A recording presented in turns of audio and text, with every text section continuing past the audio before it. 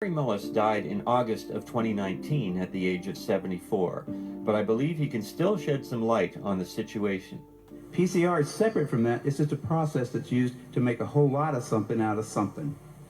That's what Also, it is. But it's not, it doesn't tell you that you're sick, and it doesn't tell you that the thing you ended up with really was going to hurt you or anything like that. What is it? What is it about humanity that wants to go to all the details and stuff and listen? You know, these guys like Fauci get up there and start talking. You know, he doesn't know anything really about anything, and I'd say that to his face.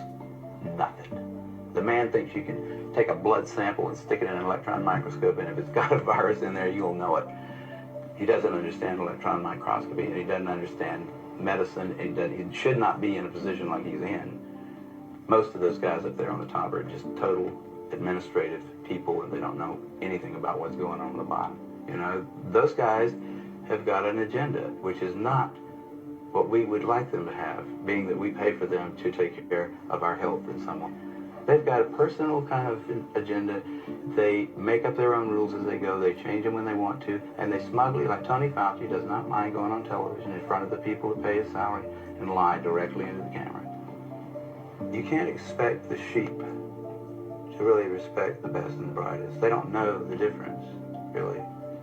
I mean, I like humans. Don't get me wrong, but basically, the vast majority of them do not possess the ability to judge who is and who isn't a really good scientist. I mean, that's the problem. That's the main problem, actually, with science, I'd say, in this century, because science is being judged by people. Funding is being done by people who don't understand it. Okay, who do we trust? Fauci? Fauci doesn't know enough to, you know. If Fauci wants to get on television with somebody who knows a little bit about this stuff and debate him, he could easily do it, because he's been asked. I mean, I've had a lot of people, president of the University of South Carolina asked Fauci if he'd come down there and debate me on the stage in front of the student body, because I wanted somebody who was from the other side to come down there and balance because I felt like, well, these guys can listen to me, but I need to have somebody else down here that's going to tell me the other side. But Fauci didn't want to do it. One final point to consider. The SARS-CoV-2 virus was first identified as a new virus using the PCR technique. In the US, Seattle's patient 0 was diagnosed using PCR in January of 2020, and the viral genome was then mapped and published by the NIH.